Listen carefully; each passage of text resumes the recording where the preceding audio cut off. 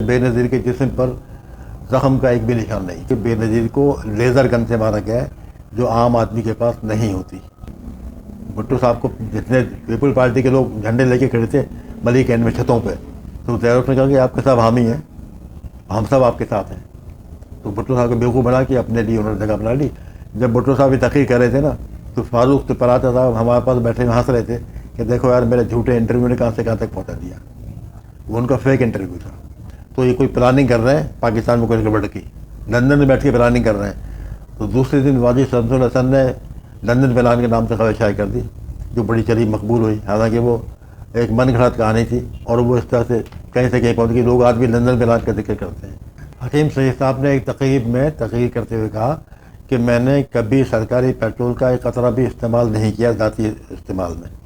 جس وقت یہ باتیں بتائے تھے اس وقت ان کی نواسی ہمارے ساتھ بیٹھی ہوئی تھی اور ہمیں بتا رہی تھی کہ ہم نے نانا ابو کے ہیلی کاپٹر میں سندھ کی تمام درگاہوں کا دورہ کیا ہے, نانا ابو کے سرکاری ہیلی کاپٹر میں.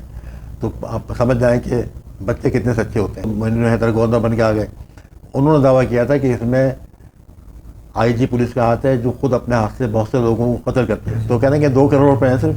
اس زمانے 2 کروڑ تو آج کے 2 ارب کے برابر ہوتے تھے. سلطان بھائی چلے گئے. دوسرے دن صبح خبر آئی کہ راستے میں ان کو قتل کر دیا گیا اور وہ بریف کیس غائب تھا جس میں 2 کروڑ تھے. مطلب جام اس کا سلطان بھائی کا پلاٹ بھی گیا, پیسے بھی گئے, جان بھی گئی, اور شہر کا کوئی شراب خانہ اس سے نہیں بچ سکا. ڈھونڈ کے, حالانکہ جو شرابی تھے ان کو پتہ نہیں ہوگا کہ شراب خانے کہاں ہے. ان شراب خانوں کے پتے جماعت اسلامی ان کو پتہ تھے. اور جب ممتاز بھٹو کے بارے میں لوگ کہتے تھے کہ وہ ٹیلنٹڈ کزن تو ہے زیڈ بھٹو کا, لیکن وہ اس کو مروانے والا شخص وہی ہے. لسانی بل کے موقع پہ رئیس امروی نے ایک بہت زبردست نظم لکھی کہ اردو کا جنازہ بڑا دھوم سے نکلے. ایک دن شہناز گل کے وکیل نے عدالت میں چند تصاویر پیش کر دی جس میں مصطفیٰ زیدی کی بیہودہ اور اڑیاں تصاویر تھیں مختلف خواتین کے ساتھ. تو ویرا زیدی, مصطفیٰ زیدی کی جو اہلیہ تھیں, انہوں نے بھی تصویر دیکھی. انہوں نے اپنا پرس اٹھایا, اپنے بیٹے کا ہاتھ پکڑا اور چلی گئی واپس. پھر لوٹ کے پاکستان نہیں آئی. وہ نور علی, ان کا نام نور علی راشد تھا. وہ ہمارے کھلاڑیوں کو تلواریں پیش کرتے تھے, سونے کی تلوار, اور جب جانے لگتے تھے کہتے صاحب ایک ہی ہے واپس کر دیں. تو میاں داد نے خود مجھے بتایا کہ مجھ سے تلوار دے کے انہوں نے مجھ سے واپس لے لی تھی. کہ جب لیاقت علی خان کو سینے میں گولی لگی, دل میں گولی لگی, وہ نیچے گرے, ان کا سر آپ کے لان پر تھا. اس وقت انہوں نے کیسے کہا کہ اللہ پاکستان کی حفاظت کرے. کوئی گولی سینے میں لگنے کے بعد بول سکتا ہے؟ تو وہ بات بھی صحیح ثابت ہوئی کہ مرنے کے بعد ان کے بارے میں جھوٹا بیان تیار کیا گیا تھا تاکہ امیج بنایا جائے. پھر یہ بھی کہا گیا, انہوں نے پوچھا کہ مجھے کس نے مارا تھا, کہ ایک افغان نے مارا. کہنے کہ شکر ہے کسی پاکستانی نہیں مارا. یہ بھی ایک بیان آیا تھا, وہ بھی غلط. ظہور بابا نے کہا کہ با میری فکر نہ کریں, آپ پاکستان کی فکر کریں. یہ بالکل جھوٹا بیان تھا اور صرف جنگ میں چھپا تھا اور کہیں نہیں چھپا. اردو پریس کے ساتھ میں ہوں واجد رضا اصفہانی. آج ہم آپ کی ملاقات کرائیں گے ایک سینئر صحافی سے جنہوں نے اس دشت کی سیاحی میں 50 برس بیتائے ہیں. 1964 سے 2014 تک اپنے 50 سالہ کیریئر میں انہوں نے ریڈیو پاکستان اور کئی بڑے اخبارات کے علاوہ ایک نیوز چینل میں بھی کام کیا ہے. ان کے اس 50 سالہ کیریئر میں کون سے اہم واقعات رونما ہوئے اور وہ کس کس واقعات میں موجود تھے اور کس کس واقعات کی انہوں نے کوریج کی, آئیے ان سے گفتگو سنتے ہیں. بے نظیر کے جس خاتون نے بے نظیر کو غسل دیا, ہماری ایک بھتیجی ہیں, سینیٹر ہوا کرتی تھی, ابھی ریٹائر ہوئی 4-5 مہینے پہلے. انہوں نے خاتون سے مجھے ملوایا تھا. ان خاتون نے کہا کہ بے نظیر کے جسم پر زخم کا ایک بھی نشان نہیں تھا. اگر پوسٹ مارٹم ہوا تو وہ الگ ہے, لیکن زخم کا نشان کوئی نہیں تھا. اس سے یہ شبہ ظاہر ہوا کہ بے نظیر کو لیزر گن سے مارا گیا ہے جو عام آدمی کے پاس نہیں ہوتی. اور کس نے مارا پھر وہ بعد میں ہر آدمی سمجھ سکتا ہے کس نے مارا, کس نے مروایا. وہ جنہوں نے ڈاکٹر عبدالقدیر خان کو استعمال کیا تھا اپنے مقصد کے لیے, انہیں خوف تھا کہ بے نظیر قدیر خان کو امریکہ کے حوالے کر دے گی. بے نظیر نے کہا تھا میں ان کو ڈاکٹر عبدالقدیر خان کو امریکہ کے حوالے کر دوں گی. اگر یہ کام ہو جاتا تو وہ لوگ کہیں کے نہیں ہوتے. تو انہوں نے کہا کہ اسی کو صاف کر دو. جنرل ضیاء الحق جب ملتان کے کور کمانڈر تھے تو بھٹو صاحب وہاں پہنچے تھے ملتان, جلسہ عام کا خطاب کیا انہوں نے. تو ضیاء الحق نے انہیں کور ہیڈ کوارٹر کے دورے کی دعوت دی, ملیر کینٹ مطلب ملتان کینٹ کے. جب بھٹو صاحب وہاں پہنچے تو تمام چھتوں پر لوگ پیپل پارٹی کے جھنڈے لے کے کھڑے ہوئے تھے. کینٹونمنٹ کے ایریا میں. تو ہمارے بڑے بھائی ان کے پڑوس میں رہتے تھے, انہوں نے فون کر کے کہا کہ وہ نیا آرمی چیف ضیاء الحق بنے گا. ہم نے کہا کیسے؟ بولے اس نے بھٹو کو بیوقوف بنا دیا ہے, وہ بنے گا وہی. ہم نے اس کی خبر بنا کے دی مساوات اخبار میں. شوکت صدیق صاحب نے خبر اٹھائی, کہنے کہ میاں مرواؤ گے کیا, فوج کی خبر تم کیسے دو سکتے ہو؟ ہم نے کہا میں نہیں دیتے. انہوں نے خبر لے کے دراز میں رکھ لی اپنے. 4 دن کے بعد جب وہ اعلان ہو گیا, 1 ہفتے بعد, تو مجھ سے پوچھا کہ کیسے آئی تھی. میں نے کہا میں نے کیا پتا, میں نے کب دی آپ کو خبر.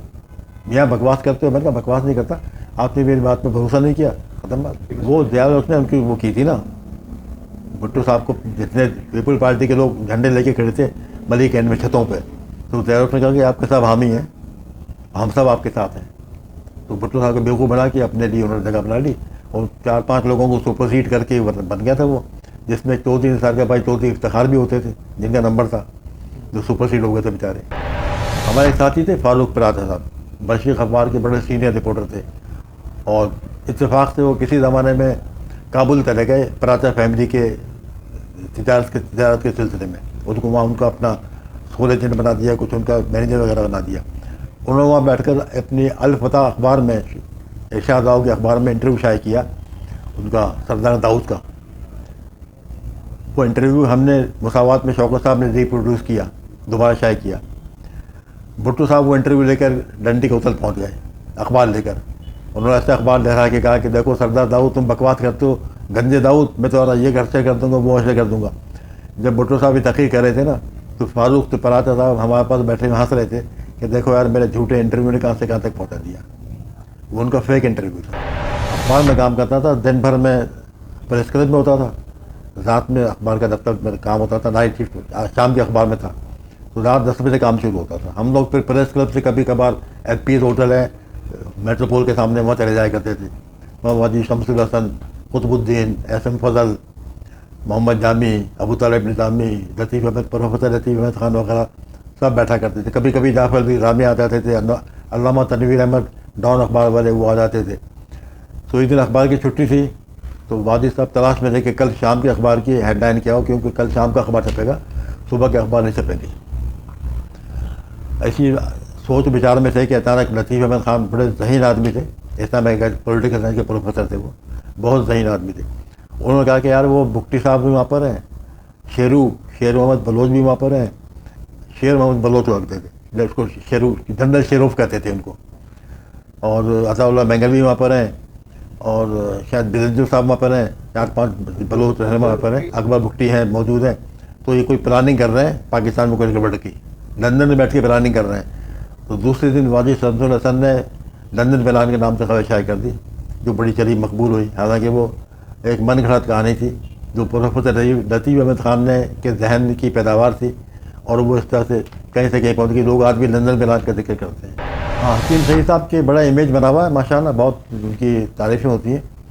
لیکن ہم نے یہ دیکھا کہ جب مدینۃ الحکمت میں انہوں نے ایک اسٹیڈیم قائم کیا, اس کا افتتاح بے نظیر سے کروایا. اس اسٹیڈیم کا نام رکھا بلاول اسٹیڈیم. سپاس نامہ انہوں نے تغیر کی کہ مخدوم نوح بلاول کے نام پہ, نامی اسم گرامی سے ہم نے یہ نام رکھا ہے. مخدوم بلاول اس علاقے کے مشہور صوفی بزرگ تھے مخدوم. تو بے نظیر جب مائک پر آئیں, انہوں نے کہا کہ گورنر سعید, مجھے خوشی ہے کہ آپ نے میرے بیٹے کے نام پہ بلاول اسٹیڈیم رکھا, اس ملک کے سارے بچے میرے بلاول ہیں. تو اس وقت حکیم صاحب کا چہرہ دیکھنے کے قابل تھا کہ مخدوم نوح بلاول کا نام بتائے تھے وہ بے نظیر نے کہا کہ اس کا نام ان کے بیٹے کے نام پر رکھا گیا ہے. حکیم سعید صاحب نے ایک تقریب میں تقریر کرتے ہوئے کہا کہ میں نے کبھی سرکاری پیٹرول کا ایک قطرہ بھی استعمال نہیں کیا ذاتی استعمال میں.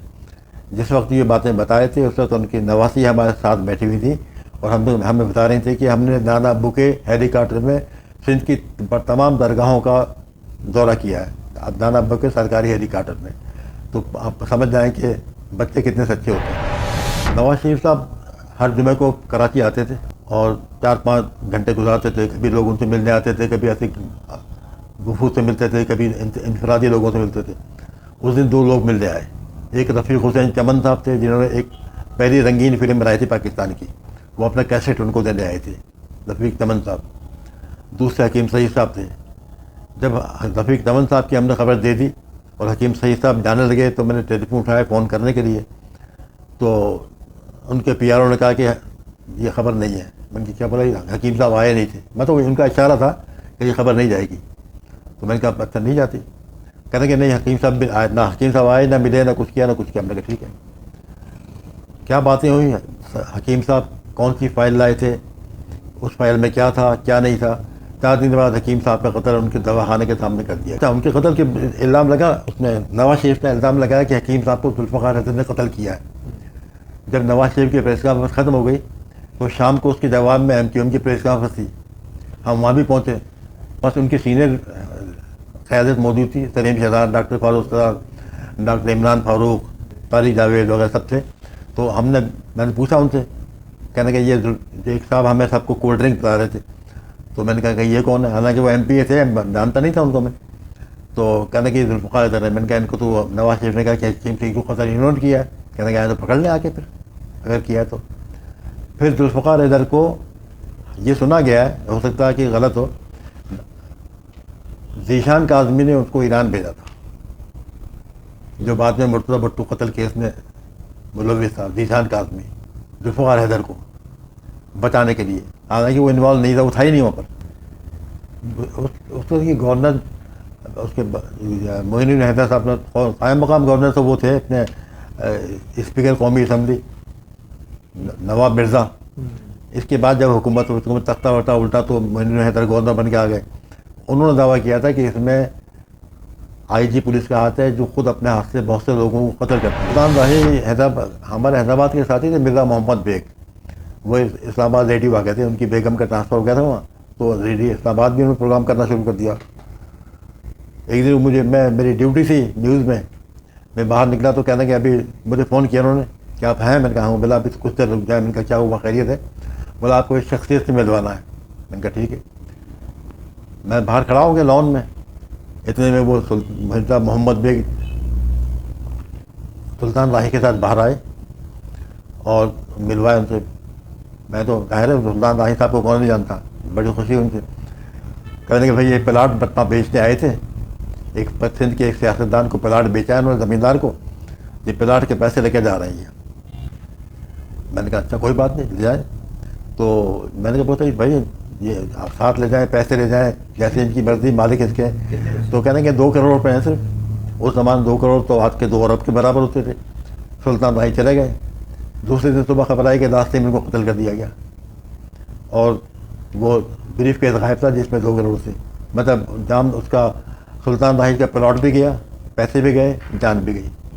اب وہ جنہوں نے مارا وہ آدمی میں تھا تو اس کے پلاٹ کے مالک ہیں. لاہور میں پلاٹ تھا, وہ علامہ اقبال کی کوٹھی کے آس پاس کہیں تھا.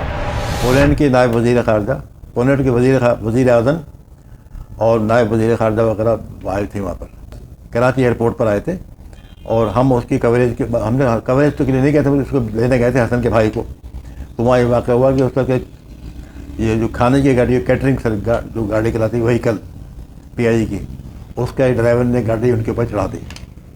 4-5 لوگ سامنے تھے, ایک PID کے فوٹوگرافر تھے, ایک APP کے فوٹوگرافر تھے, اور 2 سرکاری افسران تھے, ایک پولینڈ کا نائب وزیر خارجہ تھا. 4 یا 5 آدمی اس میں ہلاک ہو گئے تھے.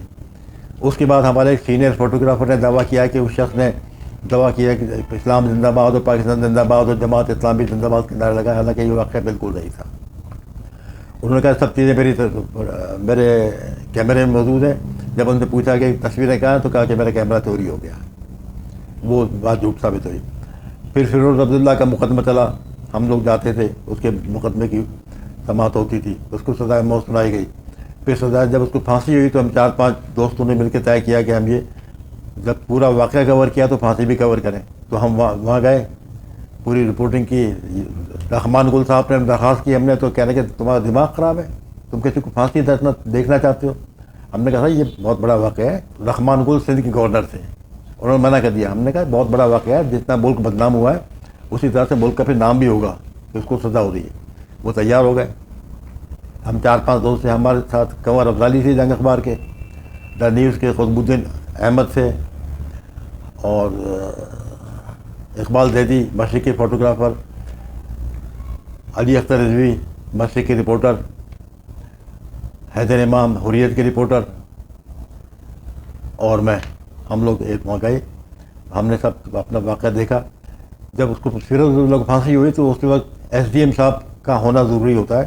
وہ آ کے گواہی دے کہ میرے سامنے لٹکایا گیا, میرے سامنے پھانسی دی, میرے سامنے وہ مرا. تو SDM صاحب خود خوفزدہ تھے. وہ اپنے کسی بھائی کو ساتھ لائے تھے, بڑے بھائی کو. پھر بڑے بھائی نے اندر آ کے ان کی طرف سے دیکھا, سب حال وال دیکھا. جب فیروز عبداللہ کو لٹکا دیا گیا تو میں نے سب سے پہلے جا کے جو تختہ دار کے نیچے پردہ لگا ہوتا ہے وہ میں نے پردہ پھاڑا. اس لیے مجھے اس کے مرنے کا بہت کی خوشی تھی. میرے ایک دوست کے والد کو اس نے مارا تھا, تو اس وقت تو تڑپ رہا تھا, اس کی آنکھیں یہاں آ چکی تھیں. پھر وہ ختم ہو گیا, نکل گیا. جب اس کو پھانسی کا اعلان ہوا تو فرحات زیدی صاحب حریت کے ایڈیٹر تھے, وہ مجھے پتا تھا کہ میں وہاں جا چکا ہوں. تو انہوں نے مجھے فون کر کے کہا کہ آپ یہ واقعہ آپ حیدر امام کو اپنے ساتھ لے جائیں, ان کے حریت کے رپورٹر کو. میں حریت کے رپورٹر کو لے کر ان کے گھر پہنچا. تو وہاں پہنچا تو حیدر امام صاحب نے کچھ اپنے جذباتی ہو گئے کہ آج آپ کے ساتھ واقعہ ہے, کل ہمارے ساتھ ہو سکتا ہے, ایسا ہے, بہت بری بات ہے, ایسا نہیں ہونا چاہیے, آپ معصوم آدمی یہ وہ. تو ان کے گھر والے غصے میں آ گئے. وہ اپنے لاٹھی واٹھی لے کے باہر نکلے, ہم لوگ بھاگ گئے وہاں سے. بھاگ کے ہم نے پتہ نہیں بڑی مین روڈ پر آ کے گاڑی میں بیٹھے اور دفعہ کراچی پریس کلب نے بالمشافہ پروگرام شروع کر رکھا تھا. جو سیاسی لیڈر ہوتے تھے ان کو بلا کے پہلے تقریر کرتے تھے, پھر سوال جواب ہوتے تھے. تو جب عبدالولی خان تشریف لائے تو انہوں نے آ کے پہلا جملہ کہا کہ ہم پٹھان لوگ بڑے غیرت مند ہوتے ہیں. تو ہمارے سینئر صحافی تھے عبدالحمید چھاپرا, وہ کھڑے ہو گئے کہنے کہ خان صاحب ہم بھی بے غیرت نہیں ہیں, اب اپنی بات شروع کریں جو آپ کو کہنی ہے. تو خان صاحب بھی چپ ہو گئے, ان کے ساتھ جو بندوق بردار لوگ تھے وہ بھی خاموش ہو کے بیٹھ گئے, یہ کیا ہو گیا. اس بات سے مجھے بڑی خوشی ہوئی کہ ایک شخص نے ان کے سامنے سچ کہا. جس دن بنگلہ دیش کے قیام کا اعلان ہوا, ڈھاکہ فال ہوا, اس دن کراچی میں تقریباً فسادات پھوٹ پڑے تھے.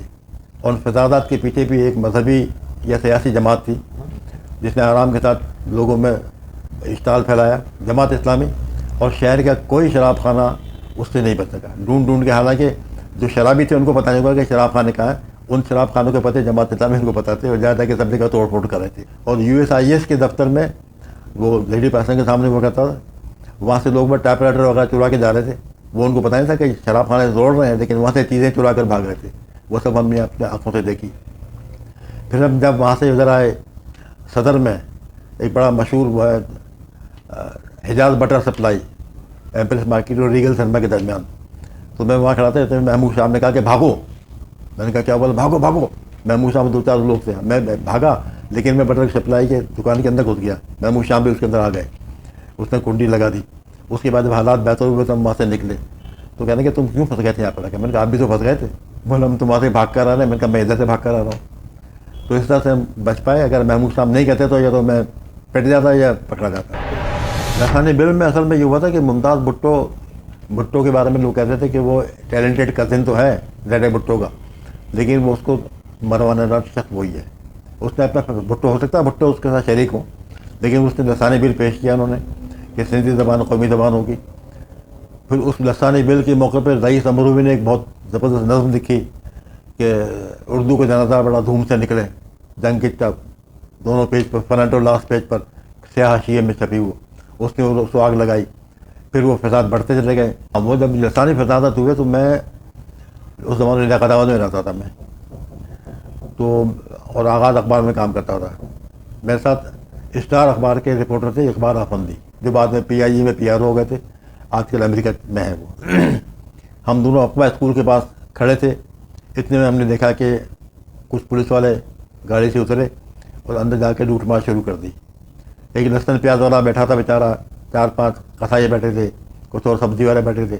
دوسرے جا کے اس کا جو جس میں پیسے رکھتے ہیں, جس کو گلہ کہتے ہیں, وہ اٹھانے کی کوشش کی. سبزی نے کھینچا اس نے پھر دوبارہ کھینچا, نہیں کھینچا نا, تو اس نے اپنی سنگین بندوق کے آگے لگی ہوئی صندوق اس کے پیٹ میں اور سینے میں گھسیڑ دی. وہ سبزی آن دا اسپاٹ مر گیا. ہم اور آفندی خوف کے مارے دیوار پھاند کے اپا اسکول کے اندر کود گئے اور پیچھے سے دیکھتے رہ گئے کیا ہو رہا ہے. اگر ہم وہاں ہوتے تو شاید ہم بھی مارے جاتے یا جیل میں. جب ہمیں مصطفیٰ زیدی کے انتقال کی خبر ملی نا کہ کسی بنگلے میں یہ واقعہ ہو گیا, تو ہم نے پتہ کیا, وہاں پہنچے بنگلے میں. تو پولیس بھی ہم سے پہلے ہمارے ساتھ تقریباً ہم سے پہلے پہنچ چکی تھی. زیدی صاحب کی لاش ایک صوفے کے قریب پڑی ہوئی تھی, نیم دراز کا بھی آدھے صوفے پہ آدھے نیچے تھے. سامنے خاتون تھیں, ان کے ساتھ ایک خاتون تھی شہناز بیگم, جن کا تعلق KD کے DG نے ان سے کروایا تھا کسی وقت میں. جو تقریباً لباس سے بے بہرا تھیں. تو وہ خاتون برہنہ تھیں اور ایک برابر میں ایک صاحب اور بے ہوش پڑے تھے. ہاتھ پاؤں تو ہلا رہے تھے وہ, لیکن ہوش میں نہیں تھے. وہ کسی بڑے علاقے کے بیٹے تھے, لیکن ان کا نام اخبار میں اس لیے آیا کہ ان کے لیے بڑی سفارشیں آ گئی تھی. خود مجھے حریت کے ایڈیٹر نے فون کر کے کہا کہ یہ وہاں کوئی بھی نہیں تھا. میں نے کہا بالکل کوئی نہیں تھا. میں نے کہا ہاں بالکل نہیں تھا کوئی. اس طرح سے ان کا نام ہم نے نہیں دیا. لیکن اتفاق سے یہ ہوا کہ ایک دن شہناز گل کے وکیل نے عدالت میں چند تصاویر پیش کر دی جس میں مصطفیٰ زیدی کی بےہودہ اور اڑیاں تصاویر تھیں مختلف خواتین کے ساتھ. تو جب وہ گھمائی تصویریں دکھائی گئیں, ہم پورے پریس گیلری تک پہنچ گئیں, تو ویرا زیدی, مصطفیٰ زیدی کی جو اہلیہ تھی انہوں نے بھی تصویر دیکھی. انہوں نے اپنا پرس اٹھایا, اپنے بیٹے کا ہاتھ پکڑا اور چلی گئی واپس. پھر لوٹ کے پاکستان نہیں آئی وہ. بعد میں ان کا بیٹا بھی بیچارہ کسی حادثے میں فوت ہو گیا. کیس یہ ہو گیا, بری ہو گئے سارے, سب بری ہو گئے, کچھ بھی نہیں ہوا. شہناز ہی بری ہو گئی. پوری کے فوٹوگرافر تھے وہ, بڑا اپنی ذاتی شہرت کا کام کرتے تھے اور وہ اپنے آپ کو سرکاری فوٹوگرافر کہا. کہ سرکاری فوٹوگرافر یو اے میں کبھی نہیں ہوتا, شاہی فوٹوگرافر کہتے تھے. نور علی, ان کا نام نور علی راشد تھا. وہ ہمارے کھلاڑیوں کو تلواریں پیش کرتے تھے, سونے کی تلوار, اور جب جانے لگتے تھے کہتے صاحب ایک ہی ہے, واپس کر دیں. تو میاں داد نے خود مجھے بتایا کہ مجھ سے تلوار دے کے انہوں نے مجھ سے واپس لے لی تھی. تو نور علی راشد پاکستان آ گئے, اور جام صادق سے بھی ان کے سب بڑے لوگوں سے تعلقات تھے. جام صادق کی بیٹی کی شادی تھی اور جام صاحب بہت سخت بیمار تھے. اتنے سخت بیمار تھے کہ دوسرے دن کا انتقال ہو گیا. اس نے بیٹی کی شادی میں جو مہندی مایوں ڈھولکی وولکی ہوتی تھی ان سب کی تصویریں لی اور جنگ اخبار کو آ کے دے دی. وہ جنگ اخبار میں تقریباً 10,000 کاپی چھپ چکی تھی. تو جام معشوق کو پتہ پڑا تو جام معشوق نے کہا کہ اس کو گرفتار کرو فوراً اور میرے سامنے پیش کرو. اسے بھی اطلاع مل گئی, وہ فوراً بھاگ گیا. پھر دوبارہ پاکستان لوٹ کے نہیں آیا, اور وہ جنگ میں خبریں 10,000 کاپیاں ضائع ہوئیں اور وہ تصویریں غائب ہوئی. لیاقت علی خان کو سید اکبر نے نہیں مارا, اتنا پکا ہے. نواب صدیق علی خان نے کتاب شائع کی لیاقت علی خان کے قتل کے بارے میں. نواب صدیق علی خان وہ شخصیت تھے جن کے زانوں پہ لیاقت علی خان نے دم توڑا تھا. جب ان کی کتاب لانچ ہوئی, Khurshid girls college Faisal colony میں ان کی بیگم کے نام پہ کالج تھا. وہ تقریباً 30-35 سال پرانی بات ہے کم سے کم. تو میں نے ان سے پوچھا کہ یہ بتائیں, ایک شخص کسی کو قتل کرنے لگا تو اپنے 6-7 سال کے بچے کو ساتھ میں کیوں لے کر آئے گا؟ یہ بات سمجھ نہیں آتی. کہنے کا میاں یہ تو میں بھی نہیں بتا سکتا. میں کہا دوسری بات یہ ہے کہ جب لیاقت علی خان کو سینے میں گولی لگی, دل میں گولی لگی, وہ نیچے گرے, ان کا سر آپ کے دان پر تھا. اس وقت انہوں نے کیسے کہا کہ اللہ پاکستان کی حفاظت کرے؟ کوئی گولی سینے میں لگنے کے بعد بول سکتا ہے؟ تو نواب صاحب کہنے کہ میں تھوڑے پرانی باتیں کیا لے بیٹھے آپ. تو وہ بات بھی صحیح ثابت ہوئی کہ مرنے کے بعد ان کے بارے میں جھوٹا بیان تیار کیا گیا تھا تاکہ امیج بنایا جائے. پھر یہ بھی کہا گیا, انہوں نے پوچھا کہ مجھے کس نے مارا تھا, کہ ایک افغان نے مارا. کہنے کہ شکر ہے کسی پاکستانی نہیں مارا. یہ بھی ایک بیان آیا تھا, وہ بھی غلط تھا. سید اکبر کو تو پھر مار دیا لوگوں نے, پولیس والوں نے مار دیا. لیاقت علی خان کو کسی اور نے مارا تھا. جس شخص کو مارا تھا وہ شاید اس کا خیبر پختونخوا کے تو چیف سیکرٹری بنا تھا یا آئی جی بنا تھا جس نے مارا تھا. لیاقت علی خان کے بارے میں اطلاع جو تھی سید اکبر کے بارے میں, وہ اطلاع بالکل جھوٹی تھی, کیونکہ قتل کرنے والا اپنے ساتھ اپنے بیٹے کو نہیں لاتا, نمبر 1. نمبر 2 یہ کہ اس کے قتل ہونے کے بعد جب اس کو سید اکبر کو مار دیا گیا تو اس کی فیملی کو حکومت پاکستان نے گھر لے کر دیا. تو مطلب ایک قاتل کو اپنی کیسے آپ مراد دیتے ہیں؟ لیاقت علی خان کچھ شخص نے گولی مارے, میں سمجھتا وہ اسٹیج پہ, یہ تو اسٹیج کے اوپر تھا, یہ اسٹیج کی بالکل نیچے تھا, اور وہ کوئی باوردی شخص تھا. کہتے ہیں کہ اس کو اتنا نوازا گیا کہ یا تو بلوچستان کا خیبر پختونخوا کا اس زمانے میں صوبہ سرحد ہوا کرتا تھا, یا تو چیف آئی جی بن گیا تھا یا وزیر اعلیٰ بن گیا. جب ظہور بھوپالے کا قتل ہوا تو اس زمانے میں لائن ایریا کے پلاٹوں کی تقسیم کیا کرتے تھے وہ. تو کچھ لوگ آئے, انہوں نے آ کے ان کو گولی مار دی. کوئی پلاٹوں کا ہی چکر تھا, لیکن تھے کچھ دوسرے کراچی والے لوگ نہیں تھے مارنے والے. جب ان کو گولی لگی تو اس وقت ہمارے ساتھی فوٹوگرافر تھے مجیب الرحمان حریت اخبار کے, وہ وہاں موجود تھے. انہوں نے ان کی تصویریں بنائیں. گولی لگنے کے بعد ان کو لے جا رہے ہیں, اٹھا رہے ہیں, اسپتال پہنچا رہے ہیں, سب کچھ کر رہے ہیں. مجیب نے کہا ظہور بھوپالے کو 12-15 گولیاں لگی تھیں اور وہ ان کا انتقال اسی وقت ہو گیا تھا. لیکن جنگ اخبار میں خبر چھپی کہ ظہور بھوپالے کے والد وہاں چشتی صاحب اسپتال پہنچے اور کہا کہ بیٹے ظہور یہ کیا ہو گیا, یہ تمہاری اللہ تمہاری زندگی دے. تو ظہور بھوپالے نے کہا کہ باپ میری فکر نہ کریں, آپ پاکستان کی فکر کریں. ये बिल्कुल झूठा बयान था और सिर्फ जंग में छपा था और कहीं नहीं छपा। آپ نے سینئر صحافی شبیر صدیقی صاحب کی گفتگو سنی، بہت معلوماتی گفتگو تھی اور بہت سارے واقعات ایسے تھے جو ہمیں بھی علم نہیں تھے۔ ان کی کتاب صحافت سے صحافت تک بھی آج سے 5 سال قبل پبلش ہوئی ہے اور اس میں بھی انہوں نے ان واقعات کا ذکر کیا ہے، لیکن آج جو انہوں نے اپنی ویڈیو میں ہمیں سارے بتائیں، یہ اس میں مزید اضافی گفتگو بھی شامل تھی۔ آپ کو ہمارا پروگرام کیسا لگا؟ اگر پسند آیا ہے تو کمنٹس میں لکھ کے ضرور آگاہ کیے، اور اگر آپ نے اب تک ہمارا چینل سبسکرائب نہیں کیا ہے تو ضرور سبسکرائب کریں۔ اب اپنے میزبان واجد رضا اصفہانی کو اجازت دیجیے۔ اللہ حافظ۔